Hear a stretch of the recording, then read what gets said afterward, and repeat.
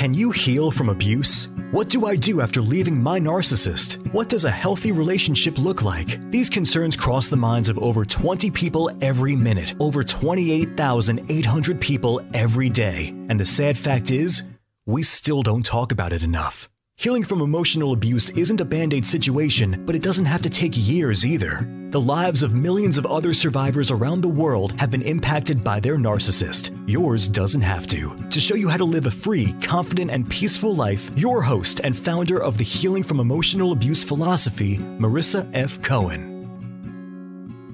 Overcoming narcissism and healing from emotional abuse are so important to your mental health and to living a life of freedom, confidence, and peace. Today, we're talking with Brittani Duvall about child abuse and how it impacts your mental health for the rest of your life. But before we start, I want to brainstorm ways that I can help ease your healing journey. Imagine that you're standing on a cliff, and on the other side of a deep canyon is the life that you dream of. A partner who connects with you, supports you, and empowers you, and makes you laugh and smile. A life filled with freedom, confidence, and peace. I've been where you are now, standing on the edge, dreaming of that life. And I've built the bridge between where you are now and that dream that seems so far away.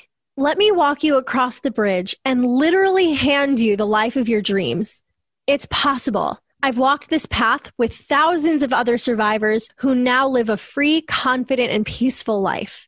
Let's walk this path together. Don't waste any more time feeling lonely, worthless, or exhausted. Schedule a call with me today at scheduleacallwithmarissa, MARISSA.com.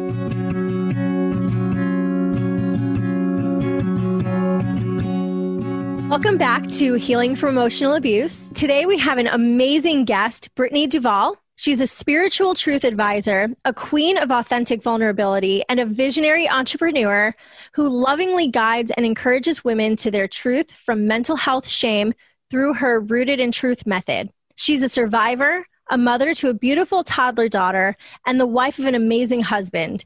She's the creator of the event, Let's Talk About It, Navigating to Freedom and Truth from Mental Health, Shame, and Stigma for Business and Life. Welcome on, Brittani. Thank you so much. I'm so happy to have you today. I'm so happy to be here, so thank you so much. Of course. So before we get really started, tell us about yourself. Oh, goodness. That's a heavy question. Yeah, so I live in Arizona. Like she said, I'm a wife and I have a toddler daughter. Her name is Annabelle. So I actually have a background in graphic design, and that was like what I feel is my healing up until now. And so with that, I had my daughter, I struggled with postpartum depression, and then I was like, okay, I can't go back into the workforce. It was just like way too overwhelming for me. And so my husband supported me in that. And so I started my freelance design business, which I still do that on the side, but it's kind of like slowly gone away in a sense, because I lost my brother about a year ago to suicide.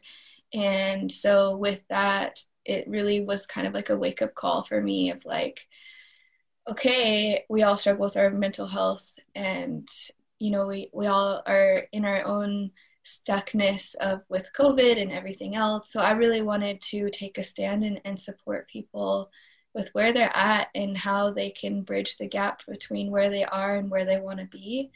And so that's where I've been working on launching my coaching business currently. Thank you for sharing that. I'm so sorry about what you went through with your family. So would you mind telling us your story of survival, like what you went through and how you got here? When I was in 6th grade, it was a lot of trauma that I experienced where I was sexually abused, particularly molested. And so with that, it happened more than once. And it really took everything out of me. Like I felt like I died inside. You know, I struggled a lot, you know, with that. And then it wasn't until my freshman year of high school that I eventually told my family of what happened. And so I held it in for that long. And during that time, I remember, being in my room and literally just like sobbing by myself. I would close the door. And while this was going on, my parents were fighting and having their own issues. So it was just kind of like I was alone. And so my way of coping was coloring in my room. It was singing, it was dancing, it was listening to music. And every time my mom would come in, I would literally like wipe my tears and pretend that everything was okay when it really wasn't. And then once I finally told my family, it was just like another layer of like experiencing different emotions, because it was about them and not about me. It was like, oh, well, why didn't you tell me sooner? Or, oh, that happened to me too. Or, oh, like, how did I not see this or know about it? And that's, I think, the initial response that a lot of people have is they internalize it and make it about them instead of actually listening to the survivor of what they experienced. So that was another layer of like, okay, not feeling seen and heard again for holding it in for that long and then having to tell and gaining the courage to tell and then still not feeling seen and heard. And so walking through that even more, by this time I was starting to gain into the dating world. And so in the dating world, I dated a lot of people who were addicts, who were struggling with their own stuff. And I began to see myself as naturally taking care of them because I understood what it felt like to be in that situation. And so I had my own experience even with them, like emotional abuse, because there was an addict who cheated on me and did all the other things. I've had somebody tell me that I was crazy. I had people tell me to gain a backbone. So there was lots of different experiences that I had in the dating world. And then once I got to college, just something snapped. I was just like, I can't do this anymore. I was even considering taking my own life. I had all the thoughts, and that's when I went into a mental health hospital for 8 days. And in there was just so much more like coming out of me that I didn't even know, because you're in a freeze state, so you forget everything. And so more stuff became to come up that I didn't even know that actually happened in the initial trauma that I had. And so I had to walk through more.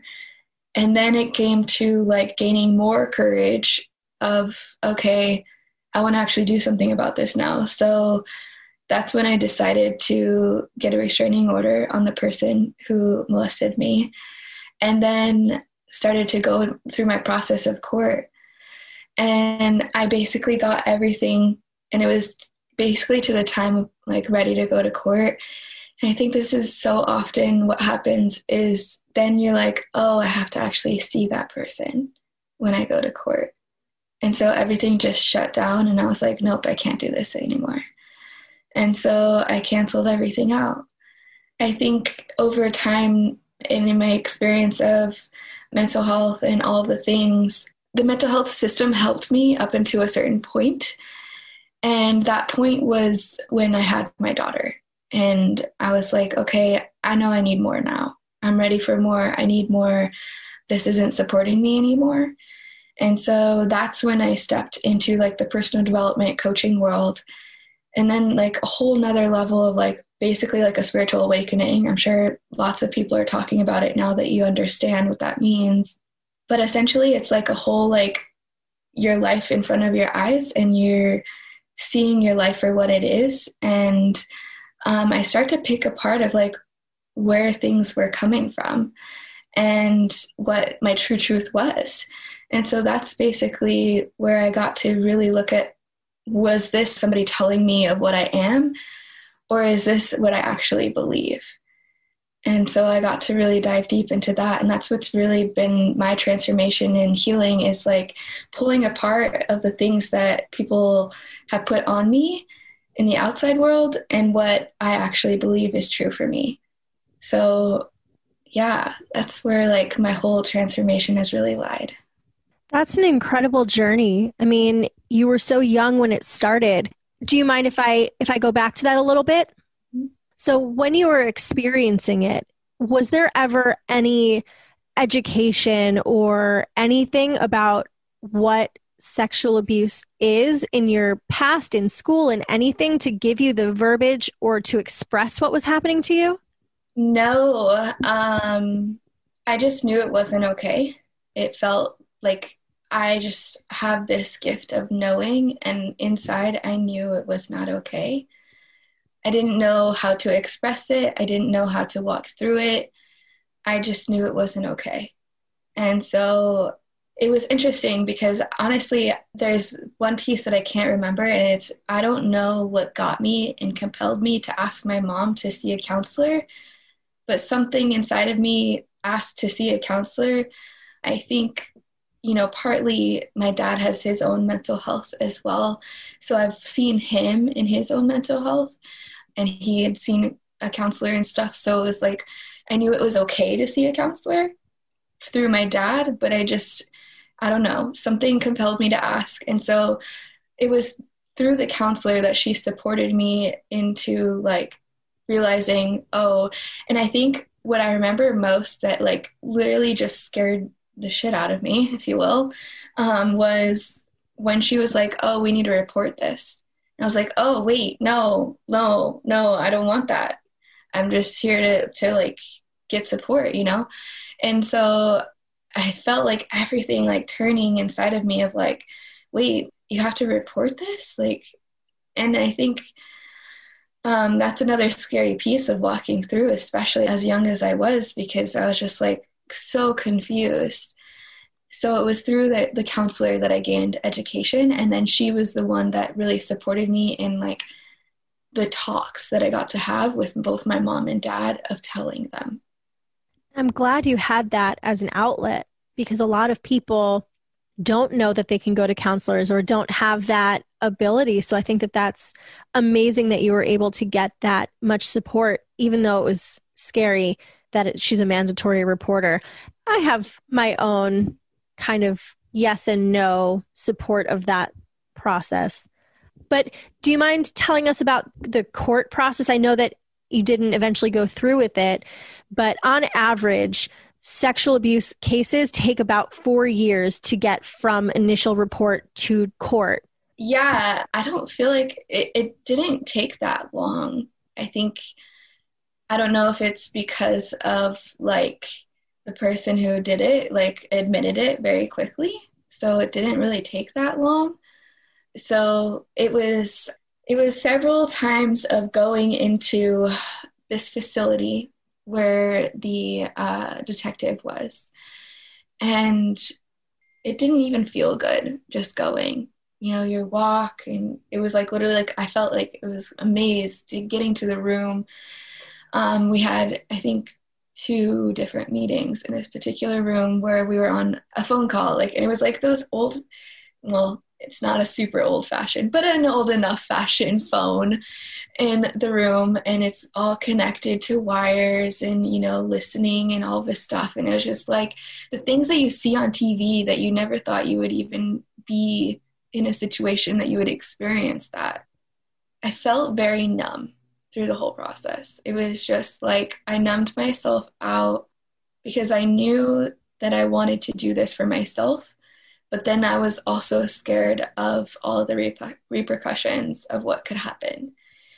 I can't even remember the full timeline, but it was just literally in a matter of a few months that everything was like, the detective finally called me and he was like, well, we got everything. And like, we sat down and we talked about it. And it was just like, you're going to have to see him, like you're going to have to point him out in court and you're going to have to do all these things. And he's like, this is where a lot of people do back out. And so like, I try to be strong and I like really, really contemplated it for a while. I asked for some time to think about it. And it was going back and forth. And it like made me sick because I was just like, I don't know if I can do this. And I think because it was still early on enough in my journey of healing that because I had just gotten out of a mental health hospital and literally went straight into it, that it was just like too soon for me. And I was like, I don't think I'm ready. I feel that it is good that the perpetrator admitted it right off the bat. You know, that alone is a 1 in a million situation. Did you feel a sense of closure when that happened, or did that make you feel worse? So my reasoning, because everybody has a reasoning for why they were going through the process too. In my personal reasoning, and I know this is like the goodness of my heart and not like, it wasn't out of anger, it wasn't out of hate or anything, which I know, you know, a lot of people have and they experience that. But for me, it was like, no, I wanted to go to court because I just wanted him to get help because I knew it happened to him too. And so usually that's the cycle, right? And so like for me, out of the goodness of my heart, I just wanted to go to court because I knew no matter what on the outside world that he wouldn't get help. So it was like wanting to go to court. So it was kind of like a mandated thing that he would get help and get the help that he needed so that he could not continue to create that cycle. I didn't want him to go to jail. I just wanted him to get help and I wanted him to get better. That makes a lot of sense. I mean, it was a person that you had relationship with. And so that's a person that you have emotions towards. It makes sense. This might be a dumb question, but as an adult who was a child that went through this process, would you recommend to parents that they push for the same thing? Like, would you as an adult recommend that other adults who have children who have gone through something similar, would you encourage them to pursue the legal process? I would say it depends on your intentions. That is my personal truth. Because obviously if you're coming from a place of anger and hate, then that's on you. But if you're coming from a place of like love and compassion, of like understanding that it is an actual real cycle that people have experienced, then you know that there's goodness and intentions in your heart and it's coming from a good place. Obviously, yes, it is the most horrific thing out there. And like, I would never wish it on anybody. Years later, I actually found out it happened to my brother too. And I literally dropped to my knees, bawling my eyes out because I did not want that to happen to my brother too, because he was 5 years younger. So I felt like responsible. And so it's like, you obviously don't wish it upon anybody. And I get that. And we're all human and we all are experiencing very traumatic things in many different ways. So I feel like it really depends on your intentions. That's just my opinion. Thank you very much. What advice would you give to survivors to help them heal? I would say like the biggest thing that has really supported me is I'm constantly seeking for growth. I'm constantly seeking, how can I grow myself and continue to allow myself to get better in all areas of my life? Because clearly, once that happens, it affects every area of your life too. It affects how you show up in friendships. It affects how you show up in relationships, because there's obviously that trust factor that gets very much broken.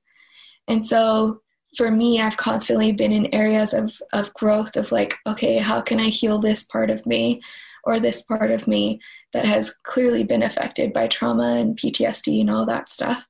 Obviously, counseling supported me in many different ways. I had literally hands full of counselors because I constantly was, once I got to a point where I was stuck and stagnant with a counselor, I would go on to a next one. And it wasn't like I'm going to constantly like switch counselors. It was just like, I saw where I was at. I acknowledged where I was at. And I was like, okay, now I want to do more. And this person isn't getting me to that next place yet. So I'm going to seek somebody else who can get me to that next place. At one point, I think I had a huge fear of seeing a male counselor. And so at one point I found myself struggling in a relationship that I was with, and I needed a male perspective. So I actually stretched myself to finally see a male counselor because I knew that I needed that male support with where I was at in that period of my life. And then, like I said, once I struggled with postpartum depression, it was finally in that sense of like, okay, this is supporting me thus far, and I want to go more. So then I saw a Facebook ad that stepped me into investing in a coach. And then I really spiraled into a personal development experience that took me to that next level. And again, constantly getting new coaches that can support me in different areas of my life to continue to grow.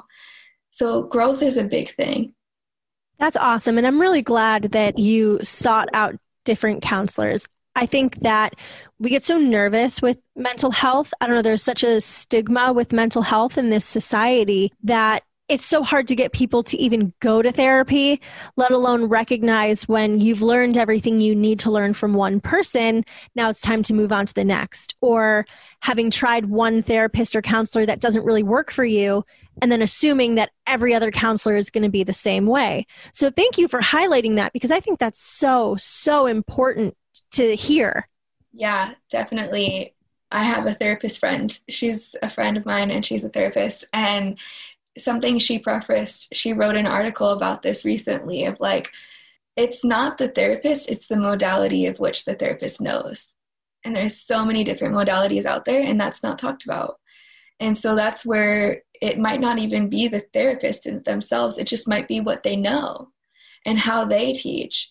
And so if you give yourself a chance to seek out those different therapies, you'll start to realize what works and what doesn't. And it's just like anything else, right? But I think we get so stuck with ourselves and wanting it to be and look a certain way. And it might not always be that way the first time around. Absolutely. So tell us a little bit more about what you do and how people can get in touch with you, because I think that your knowledge base is mental health stigma and helping people overcome that. And I think that for this particular community, that's so important. So how can people get in touch with you and work with you? Yeah, so I am in the process of building out a coaching program currently. My event is happening until April 4th currently. And so with that, you can go to Let's Talk About It. My event that I have 42 speakers speaking on different, and that's another thing, right, is different modalities that have supported them in their transformation from mental health shame. There's people speaking on yoga, there's people speaking on just their health overall, like what they eat, and obviously many, many different things. I have my therapist friend on there as well. And so there's so many different perspectives. And so that's the biggest thing that's happening right now in my space for how you can get into my space. Just follow me along on Facebook as I continue to grow and open more things, because I literally just shifted into this space a few months ago. So I'm really honestly looking for feedback right now of how I can support you, of where you're at, and really supporting like how you can go from your shame and really pulling apart and uncovering and getting out of the boxes of what you identify yourself as. Because I think a lot of times we put these attachments of what we are diagnosed as our identity, but they don't define us. They don't limit us. It doesn't make you incapable. It's just another label that we don't need to attach to us of who we are in our truth of who we are. And so I'm really wanting to see what are the needs are right now and how I can support you to really get to the truth of who you are and allow yourself to shine and stand in your power and know that you are worth it. I love that. Thank you so much for doing such amazing, important work and for showing people that you aren't what you're diagnosed with. Right? We get this diagnosis and then just feel like we have to fit in the stereotype of it. And I hate that. So thank you so much for doing what you're doing, and thank you for being here and chatting with me today. I really appreciate your time and your openness with us. I'm so grateful. Thank you so much. If you enjoyed this podcast, you have to check out www.marissafaycohen.com/private-coaching. That's www.marissafaycohen.com/private-coaching. Marissa would love to develop a made-for-you healing plan to heal from emotional abuse. She does all the work and you just show up. Stop feeling stuck, alone, and hurt, and live a free, confident, and peaceful life. Don't forget to subscribe to the Healing from Emotional Abuse podcast and follow us on Facebook at www.facebook.com/Marissa F. Cohen and Instagram at marissa.fay.cohen. We'd love to see you there.